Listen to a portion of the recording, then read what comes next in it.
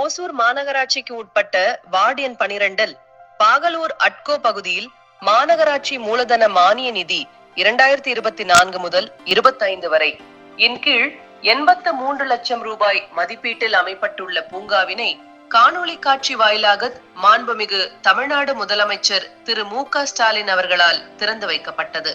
விழாவில் மாநகர mayor SA. Sathya எக்ஸ்.எம்.எல்.ஏ. அவர்கள் கலந்து கொண்டு குத்துவிளக்கு ஏற்றி வைத்தார்.